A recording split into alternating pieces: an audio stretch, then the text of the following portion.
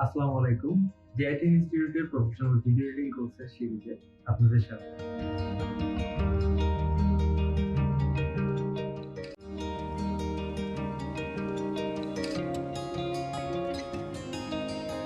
এবার আর কি আমার কি করতে হবে, আমার ওই কিউবটাকে সেন্টারে রাখতে হবে। সো আমি এখান থেকে পজিশনে কি ফ্রেম অ্যাড করব, আর স্কেলে তো কি ফ্রেম আছেই। সো আমরা যখন সামনে যাব, ফরওয়ার্ডে যাব, তখন আর কি এই আমাদের যে পজিশনটা আছে এটাকে আর কি সরি পজিশনটাকে ঠিক জায়গা মতো রাখতে হবে। ওকে,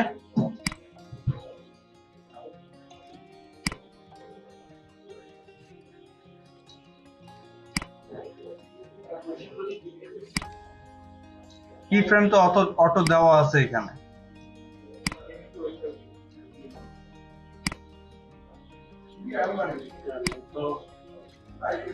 হ্যাঁ, পেইন লাগতেছে।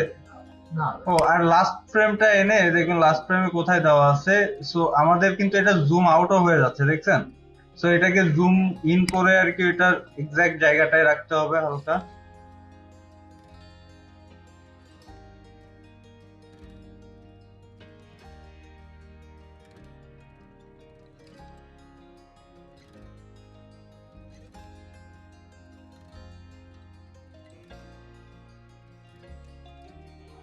লাস্টের কি ফ্রেমটার দরকার নেই, যখন লাস্টের কি ফ্রেমটা আমরা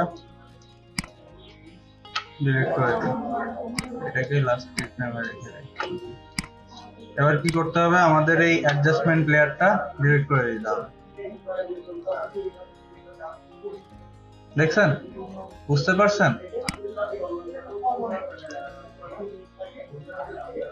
আমার ব্যাকগ্রাউন্ড কিন্তু জুম হয়ে আসতেছে, কিন্তু সাবজেক্ট এক জায়গায় রয়েছে। ডলি জুম বুঝতে পারছেন কিভাবে করতে হয়?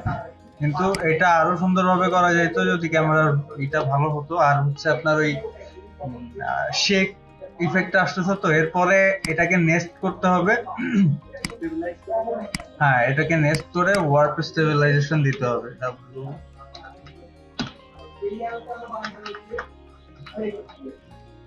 Warp stabiliser.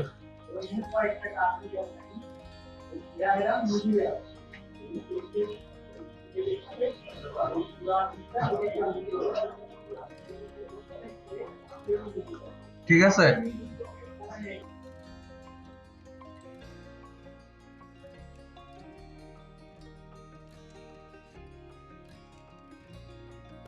ফার্স্টে আমাদের কি করতে হবে, প্রথমে একটা অ্যাডজাস্টমেন্ট লেয়ার নিয়ে নিতে পারেন আপনি প্রথম থেকেই। নিয়ে ফার্স্টে এটাকে ক্রপ করে নিতে পারেন। প্রথমে যেতে হবে ইফেক্টসে। আপনি যদি ক্রপ ইফেক্ট নাও আনতে চান, তাও আর কি আপনার কাছে আরেকটা সিস্টেম আছে। এখানে প্লাস বারে ক্লিক করবেন, করে এখান থেকে এই যে মার্জিনটা ওপেন করে নেবেন, এই যে রুলার শো গাইডটা এখানে ড্র্যাগ করে এখানে নিয়ে আসবেন, নিয়ে এসে ওকে করে দেবেন। এবার আর কি এটা অন করে রাখলে আপনার এই পাশের এই বারটা ওপেন হয়ে যাবে, এই যে দেখছেন। এটা ড্র্যাগ করে এনে এই বরাবর রেখে দিতে পারেন, এই যে বরাবর রেখে দিলেন ফার্স্ট ফ্রেম। এবার আর কি ফার্স্ট ফ্রেমে এখানে যে পজিশন আর স্কেলে একটা কি ফ্রেম অ্যাড করলেন, লাস্ট ফ্রেমে চলে গেলেন। এখন লাস্ট ফ্রেমে যে এটাকে জুম করে নিয়ে আসলেন।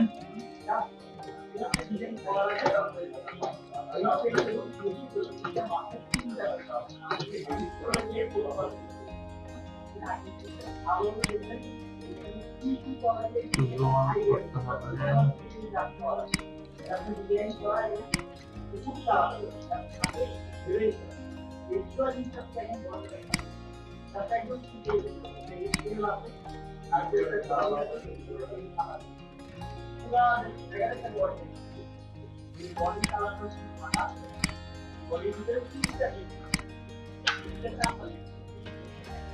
আচ্ছা, মাঝখানে এক এক জায়গায় আর কি ওর হয়ে যাচ্ছে, পজিশন চেঞ্জ হয়ে যাচ্ছে। তাহলে কি করতে হবে, ধরে ধরে সে পজিশন গুলোকে ঠিক করতে হবে।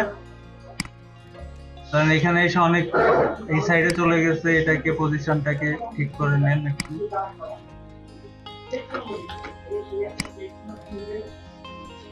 একটু জুমটা কমাই নিতে হবে এখানে, কারণ এটা জুম মেলা হয়ে গেছে। আর একটু সামনে গেলে এটা আবার ইসে চলে গেছে, সাইডে চলে গেছে। মিডল পয়েন্টে নিয়ে আসেন, এটা এই সাইডে চলে গেছে, এই সাইডে নিয়ে আসেন। কালকে একটু জুম করা লাগবে।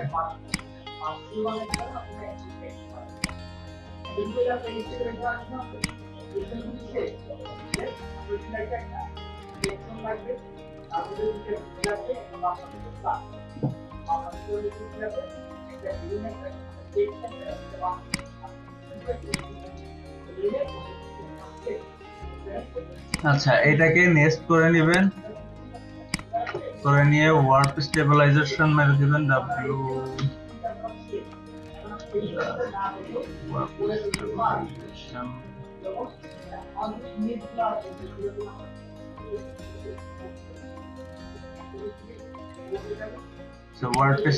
মারার পরে আপনি এটাকে একটা কপি করে নিয়ে এসে এটাকে রিভার্সও করে দিতে পারেন।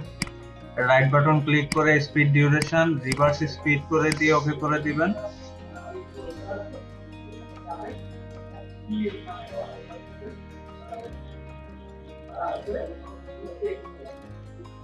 আই থিংক চেঞ্জেসটা বুঝতে পারছেন আপনারা। হ্যাঁ, এটা আরো সুন্দরভাবে করতে পারবেন। আপনারা প্রি প্ল্যান করে, এত কোনো প্ল্যানিং না, প্রি প্ল্যান করে একটা শট নেবেন, সেই শটটাকে এভাবে করতে হয়। ডলি জুমের কাজ হচ্ছে, আপনার একজন ডলি কেন বলা হয়, যে ডলি রোলার থাকে, ঠিক আছে, ওর উপরে ক্যামেরাম্যান বসে থাকে, ক্যামেরাম্যান জুম করতে থাকে, আর হচ্ছে ক্যামেরাটাকে পিছনের দিকে নিয়ে আসতে থাকে। এটা হচ্ছে অটোমেটিক একটা ডলি ইফেক্ট পড়ে যায়, ঠিক আছে। কিন্তু প্রিমিয়ার প্রোর মধ্যে করতে হলে আপনি ওই যে প্রিমিয়ার প্রোতে জুমটা করতে পারবেন আপনি, কিন্তু আপনার ওই যে ক্যামেরা সামনে এক জায়গায় রেখে আপনি পিছনে চলে আসলেন, সাবজেক্টটা রেখে পরে যে ওইটাকে ডলি জুম করতে পারেন। আর হচ্ছে অটো ফোকাসের এটা যদি ভালো হয় তাহলে আরো সুন্দর লাগে, কিন্তু অটো ফোকাস তো এতটা না এই ক্যামেরাতে, এর জন্য হয় না ভালোভাবে দেখাইতে পারি না। আচ্ছা, সো আরো অনেক কিছু জানবো আমরা, তার জন্য আপনাদের পরবর্তী পর্বের জন্য ওয়েট করতে হবে। আর অবশ্যই আমাদের চ্যানেলটাকে আপনারা সাবস্ক্রাইব করে রাখবেন। পরবর্তী ক্লাসটি দেখার জন্য আমন্ত্রণ জানাচ্ছি। তো ধন্যবাদ।